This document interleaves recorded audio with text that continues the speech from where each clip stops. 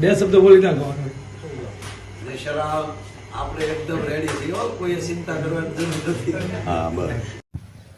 થોડીક મારી તબિયત આ જિંદગીમાં પહેલી વાર આવી બગડી છે, એટલે હું આપ બધાની માફી માગવા માટે, મારો કોઈ એવો ઈરાદો નથી કે હું અહીંથી અત્યારે નીકળી શકું, પણ આપ બધાને હું ખૂબ ખૂબ દાતાઓને પ્રણામ કરું છું, તમામ વડીલોને પ્રણામ કરું છું.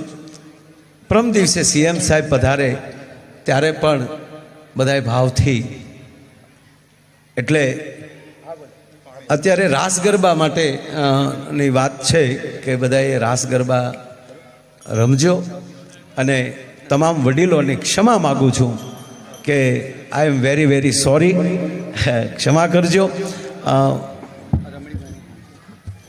હલો,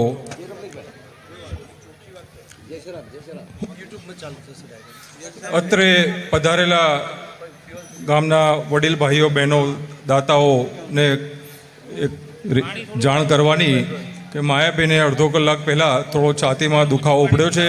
પ્રાથમિક ટ્રીટમેન્ટ આપણે એમને આપી દીધી છે અને ઇસીજીને બધું જોવડાયું મોટા હોસ્પિટલમાં, તો થોડું એમને મોટા હોસ્પિટલમાં શિફ્ટ કરીને આગળની એક કાર્યવાહી કરવી છે.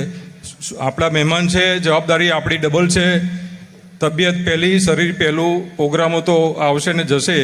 એમને કીધું કે હું પ્રોગ્રામ પૂરો કરીને જ જઈશ, પણ અમે કીધું તમને 5 મિનિટથી વધારે અમે નહીં આપ બોલવા દઈએ, અને અમારી જવાબદારી છે, મહેમાન અમારા છો, તો અમે એમને આપને શિફ્ટ કરશું.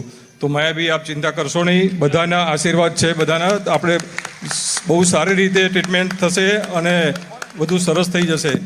માતાજી ભગવાનને પ્રાર્થના કરો.